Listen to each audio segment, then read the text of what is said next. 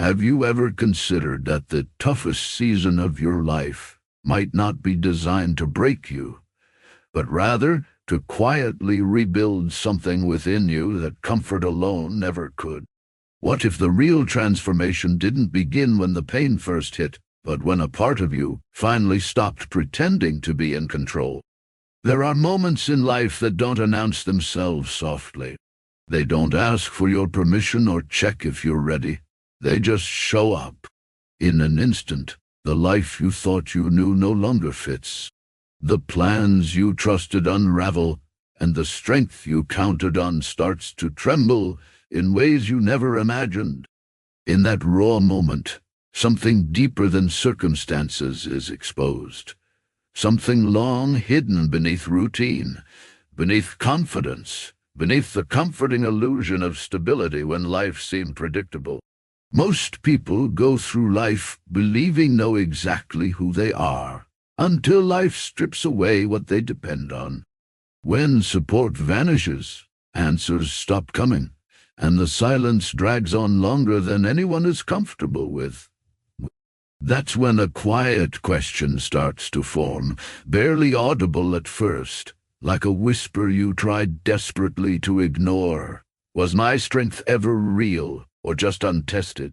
This question is dangerous because once it takes root, it refuses to let go. The scriptures never portray transformation as a process of ease. Instead, it unfolds in disruption and waiting. In those moments when the visible structures crumble, making way for something invisible to emerge. This is where many misunderstand God's work. When life becomes hard, our immediate reaction is to see it as loss, failure, or something broken. But what if hardship isn't always destruction? What if it's a form of exposure? Pain has a unique way of unveiling what comfort allows us to conceal. It exposes what we truly trust, not just what we profess to trust. It reveals where our identity actually rests, not where we claim it does. It uncovers whether our faith was founded on deep conviction or mere convenience. Such revelations are uncomfortable because they tear down the version of ourselves we believed was strong. Yet here lies a profound tension. For those who walk with God, exposure is never the final act. It marks the beginning of construction. There is a subtle yet powerful pattern woven throughout Scripture that is easy to miss if you only focus on endings instead of the journey. This pattern shows that God often allows people to endure situations beyond their control so they can discover something they were never meant to control in the first place. And that revelation changes everything. Before the pressure sets in, you might believe you see everything clearly. You trust what looks right, follow what feels right, and pursue what seems promising. But after enough moments where what appeared right only brought confusion, where what felt right led to disappointment, and where what seemed promising resulted in delay, something inside you starts to change. This marks the beginning of a profound transformation, although most people don't realize it right away. Initially, it feels like hesitation. You find yourself slower to make decisions, less eager to trust, and not as easily convinced by surface appearances. You might even question yourself, wondering if you've become overly cautious, too slow, or withdrawn. But what if this hesitation isn't a sign of weakness? What if it's a sign that your vision is being refined? Because there's a big difference between simply seeing and truly understanding. Most people grasp this only after they've misread something crucial, followed a path not meant for them, or trusted something that couldn't sustain them. Pain has a unique way of sharpening your perception, not instantly or dramatically, but gradually. through repeated experiences that compel you to reassess what you thought you knew. You begin to notice patterns where once you saw a mere coincidence. Excitement turns into unease. Certainties become questions. And from there, a deeper question emerges. How do you discern what truly comes from God when not everything that looks good brings peace? That question doesn't get answered quickly. Often the answer is intentionally delayed because quick answers don't allow depth to develop. Instead, you find yourself in situations demanding slow learning, focused attention, and prolonged sitting with uncertainty, longer than you'd prefer. This process changes you. It teaches you to listen differently, not to noise or opinions, not to external signals, but to a quieter, steadier voice that doesn't rush. At first, this voice feels unfamiliar because it doesn't shout, pressure, or demand immediate action. But over time, you start recognizing it, not because someone defined it perfectly, but because you've witnessed the consequences of ignoring it. This is how discernment forms, not in theory, but in lived experience, not in comfort, but in tension. And suddenly your approach to life shifts. You're no longer dazzled by every shiny thing. Open doors don't automatically convince you. Every opportunity doesn't persuade you. You've learned a truth that can't be rushed. Not every open path is meant to be followed. Not every delay is a setback to fight against. Not every discomfort demands escape or avoidance.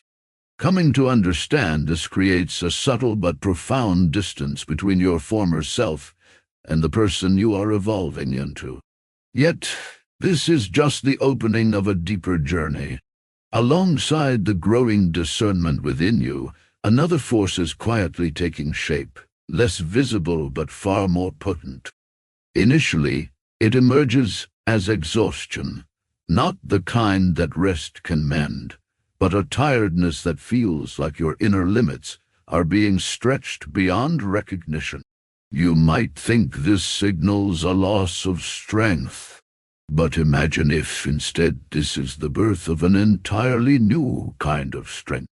One that doesn't rely on energy, confidence, or a flawless set of circumstances. A strength that persists precisely when uncertainty reigns.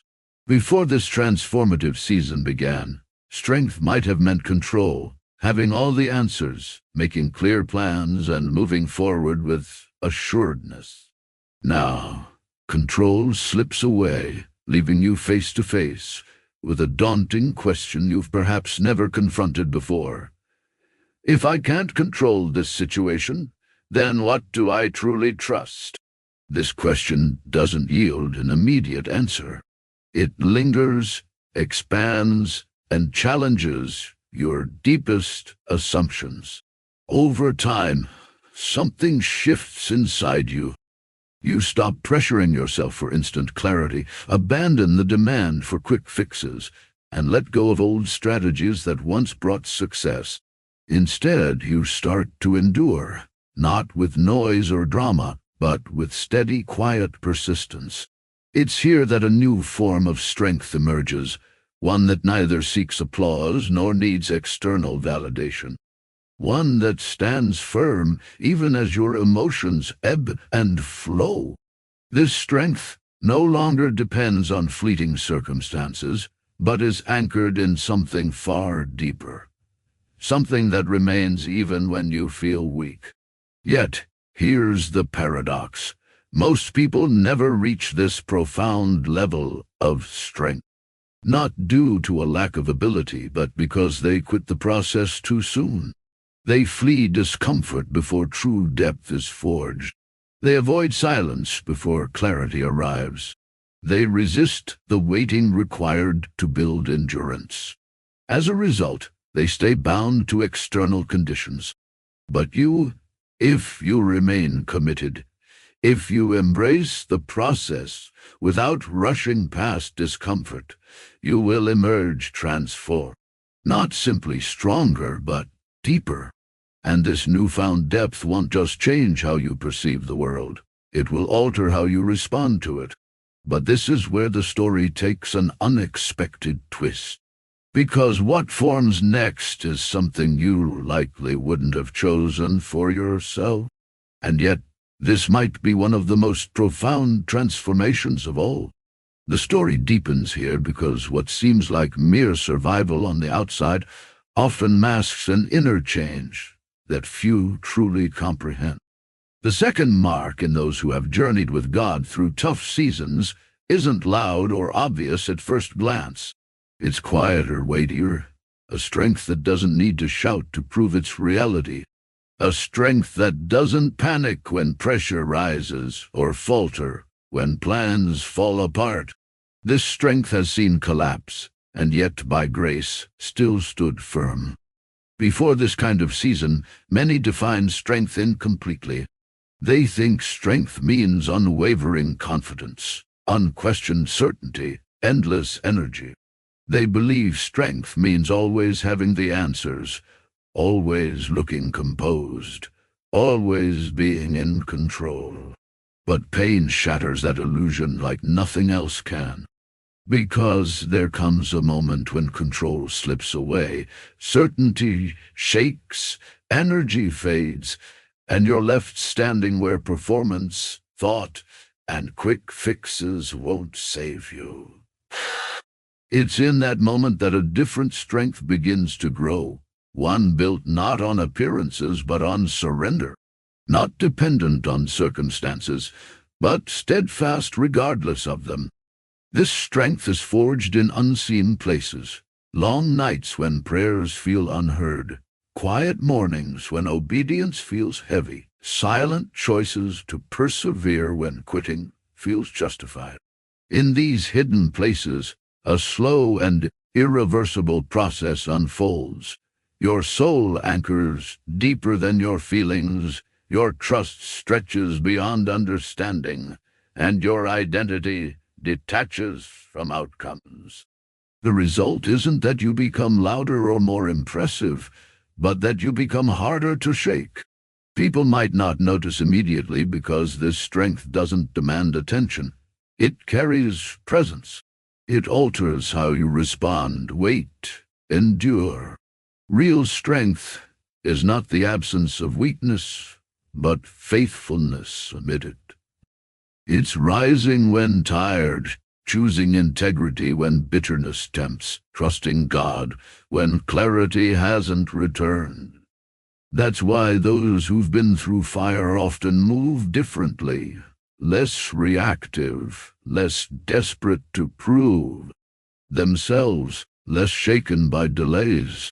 They learned a truth comfort never teaches. Stability doesn't come from consistent circumstances, but from God's unwavering faithfulness. When this truth becomes real, something shifts deeply. You stop trying to control everything for security and begin resting in a security that doesn't depend on things going your way. This changes everything. How you handle disappointment, silence, uncertainty, because you're not easily undone by what you can't control. There's a depth to this kind of person that can't be manufactured, only formed. Often misunderstood because it doesn't look like the celebrated strength, quieter, steadier, grounded, yet more durable. As this strength grows, it shapes how you see others. The third mark begins to emerge, not just how you stand, but how you perceive people. Before walking your own valleys, it's easy to see others superficially, assuming their struggles are simple, wounds shallow, delays due to weakness or lack of effort. But suffering dismantles that thinking like nothing else. After facing your own hidden battles, moments of weakness, and unexpected needs for grace, it becomes harder to judge and easier to empathize. Something softens. Not your commitment to truth, but your posture towards people. You realize what's visible is rarely the whole story. Behind reactions are wounds. Behind silences are struggles. Behind failures are unseen battles. Instead of rushing to conclusions, you slow down. Instead of assuming the worst, you ask deeper questions. Instead of offering quick answers, you offer presence. This shift changes not just how you treat people, but how you represent God. True compassion isn't ignoring truth. It's carrying truth with grace that makes it possible to receive. This balance isn't learned in theory, but through experience. Pain that humbles, seasons exposing your need for mercy. Once you've tasted genuine mercy, withholding it becomes difficult. Many begin to reflect something deeper, closer to the heart of Christ. They interact not from superiority, but understanding, knowing struggle, doubt, and hurt firsthand. Rather than isolation, they create space for honesty, healing, and breathing free of judgment. Such compassion is powerful, not merely comforting but restoring. It walks with people through pain. Those who've suffered deeply often become safe places for others, not because they have all answers, but because they have all answers, but because they can carry presence, listen, and respond with patience rather than pressure. This is exactly what the world desperately needs. Many voices speak truth without grace. Many offer comfort without truth. Few carry both in balance, but those shaped by God through hardship often hold this rare and necessary balance. Yet even this isn't the end of transformation. As compassion grows, something else stirs underneath, touching how you relate to God. This next shift is less visible externally, but more profound inside. It changes your foundation, reliance, and trust when all else feels uncertain. This shift isn't easy. It often rises from things failing, plans collapsing, doors closing without answers. In that unraveling, you confront an uncomfortable but essential truth that challenges a quiet assumption many hold, that they're ultimately in control, able to hold everything together through effort, intelligence, discipline, and planning. But hard seasons reveal limits. Moments when no effort fixes what's broken. No understanding explains the chaos. No control guarantees outcomes. Here, something begins to shift. Slowly at first, then deeper. Your dependence slides away from yourself towards God, not as idea or routine, but as lifeline. This dependence is built on surrender, not convenience, not adding God to plans, but trusting Him when plans don't make sense. This trust isn't natural. It's learned through discomfort, waiting, silence. Yet, as it grows, it changes how you pray, think, and move. You're no longer just seeking outcomes, but seeking God Himself. The transformation becomes undeniable. Your perspective realigns. Setbacks reveal themselves as setups. Resistance becomes necessary. Fear shapes something essential. The story you thought was about survival reveals a deeper, unfinished purpose. This realization brings tension. The question shifts from what have you been through to what is this all leading to. This is where the journey moves from understanding what's built in you to discovering why. Everything begins converging unexpectedly. The story turns where most don't anticipate. After strength deepens, compassion forms, and dependence awakens, one last question lingers, especially in quiet moments when your thoughts resurface. What was it all for? Not cynically or out of frustration, but seeking meaning. Walking through transformative pain, you can't settle for returning to who you were before. Something inside resists shallow living and refuses to waste the cost endured. Here the next transformation takes shape, not around what you survived, but what you're meant to do with it. Pain rearranges priorities, interrupts assumptions, exposes distractions. It forces you to face that time isn't endless, energy isn't to be wasted, and not every opportunity deserves your attention. As that realization sinks in, your perspective sharpens. You see clearly what matters and what doesn't, when to say yes and when to say no. This clarity doesn't come from knowledge alone, but from experience, feeling loss, enduring seasons, stripping away the unnecessary. Now, on the other side, you're different. Not just emotionally, but directionally. You no longer ask the same questions, chase the same things, or measure success by old standards. Instead, a deeper awareness grows, a sense that life has purpose beyond comfort, recognition, or fleeting satisfaction. This awareness shapes decisions others might not understand. While they chase the impressive or easy, you seek what's meaningful and right, even when costly. This shift marks the difference between simply existing and living intentionally. Intentional living is rarely loud, but always powerful, guided by conviction, not impulse, by calling, not pressure. Here, many realize their journey wasn't random or meaningless, nor wasted, even if it felt so at the time.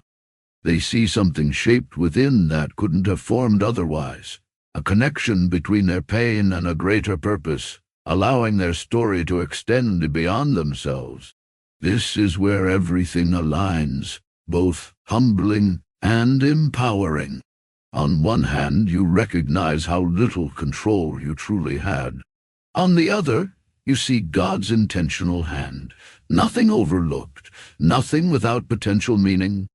This realization doesn't erase the hardship or pretend pain was easy, but it reframes it, giving weight and direction beyond suffering. And once you glimpse that direction, ignoring it becomes impossible.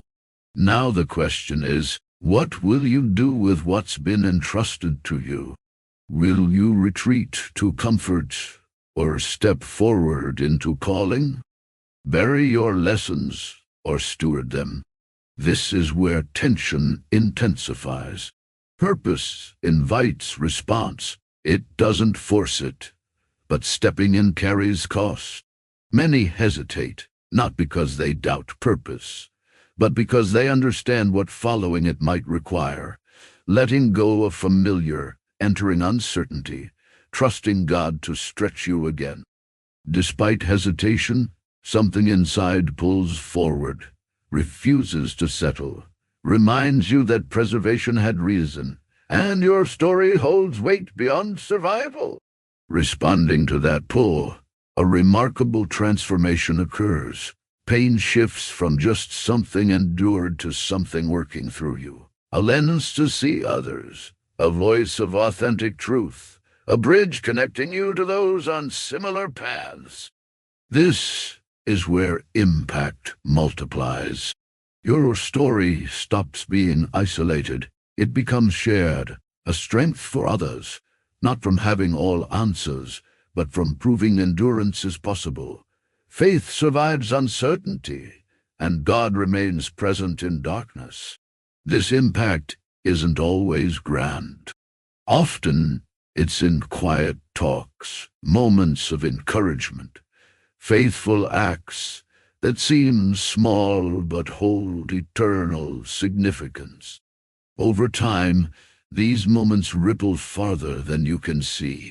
That's the mystery of purpose, not measured by immediate results, but by faithful obedience. Continued obedience solidifies a sense of direction, no longer depending on perfect circumstances. Purpose isn't waiting for readiness. It's stepping in despite uncertainty, trusting God meets you in motion. This trust weaves everything together. The discernment gained, strength developed, compassion learned, dependence discovered, all expressed in how you live, choose, and respond to opportunities. What once seemed like disconnected, painful pieces now form a coherent narrative, revealing not just what you endured, but what God was doing through it. This deeper realization settles in. You weren't just brought through something. You were brought into something. Something requiring the person you are now, not the one before the process began. This changes how you view everything. Past, present, future. You're no longer defined by what happened to you, but by what was formed within and what you choose to do with it. Here, the story reaches a decisive point. Everything built within must now be lived out. Internal transformation moves into external action. God's quiet work within takes shape in the world around you. This isn't always easy or comfortable, but always meaningful. It leads to the final realization, the ultimate shift that brings the entire journey into undeniable focus.